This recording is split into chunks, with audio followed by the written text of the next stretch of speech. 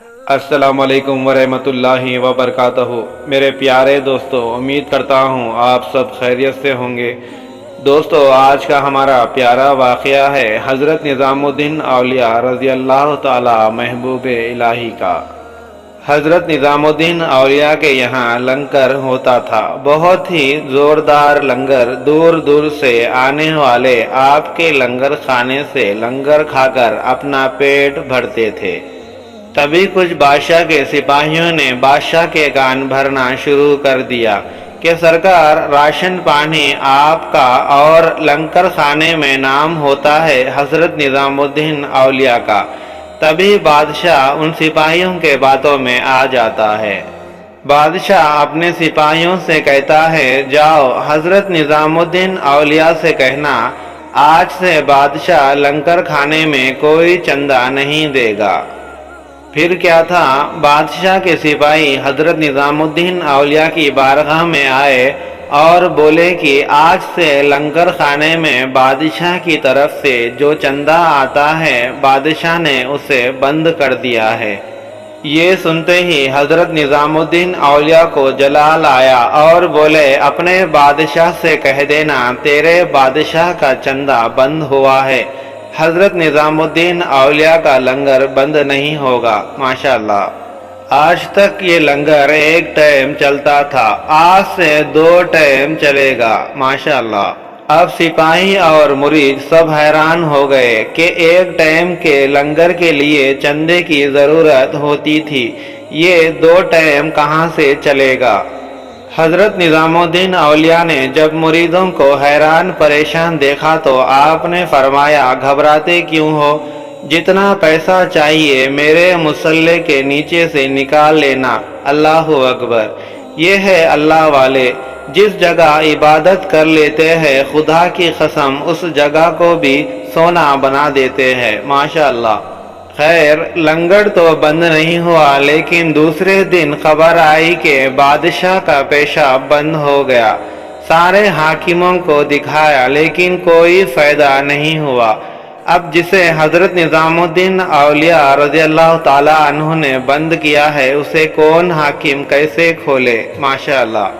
جب بادشاہ کی ماں کو سارا ماجرا پتا چلا تو بادشاہ کی ماں حضرت نظام الدین اولیاء کے دربار میں گئی اور عرض کرنے لگی، حضور، میں مانتی ہوں میرا بیٹا گستاخ ہے، میں مانتی ہوں میرے بیٹے نے غلطی کی ہے، لیکن ہے تو وہ میرا بیٹا، اگر وہ ٹھیک نہ ہوا تو میں آپ کے دروازے پر سر پٹک پٹک کے اپنی جان دے دوں گی۔ حضرت نظام الدین اولیاء مسکرا کر کہنے لگے، ٹھیک ہے، تیرے بیٹا ٹھیک ہو جائے گا، لیکن میری بھی ایک شرط ہے۔ راجا کی ماں نے کہا، کیا شرط ہے؟ حضرت نظام الدین اولیاء نے کاغذ اور قلم دیا اور کہا کہ اپنے بیٹے سے کہنا کہ اس کی ساری سلطنت میرے نام لکھ دے۔ اس بوڑھی عورت نے قلم کاغذ لیا اور اپنے بیٹے کے پاس گئی اور کہنے لگی، بابا نے پرچہ دیا ہے اور کہا ہے تیری ساری سلطنت ان کے نام پہ کر دے۔ اب مرتا کیا نہیں کرتا، اس کی جان پہ بنی تھی۔ اس نے فوراً کہا، ماں جلدی پرچہ لا، اور پرچہ لے کر اس میں لکھ دیا کہ میری ساری سلطنت نظام الدین اولیاء کے نام پہ ہے۔ جیسے ہی لکھ کر سائن کیا تو ویسے ہی پیشاب چالو ہو گیا، بادشاہ کی جان میں جان آ گئی۔ ماشاءاللہ! اس بوڑھی عورت نے پرچہ لیا اور فوراً حضرت نظام الدین اولیاء کی بارگاہ میں گئی اور کہا، بابا لو، پرچے میں نے سب کچھ لکھا لیا ہے۔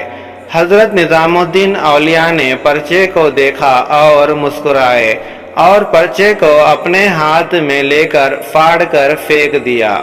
وہ بوڑھی عورت یہ سب دیکھ کر کہنے لگی، بابا جب پھاڑنا ہی تھا تو لکھوایا کیوں، اور جب لکھوا لیا ہے تو پھاڑا کیوں؟ حضرت نظام الدین اولیاء نے فرمایا، یہ اس لیے کیونکہ تیرے بیٹے کا غرور ختم ہو جائے اور وہ یہ جان لے کہ حکومت اس کے باپ کی نہیں ہے بلکہ حکومت کل بھی ہماری تھی اور آج بھی ہماری ہے۔ ماشاءاللہ! تو میرے پیارے دوستو، یہ ہوتی ہے اولیاء اللہ کی شان۔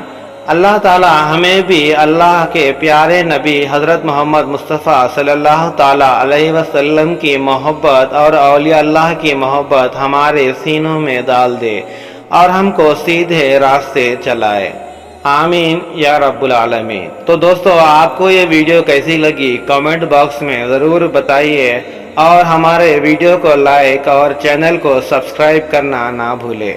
تو مجھے اجازت دیجیے، اللہ حافظ۔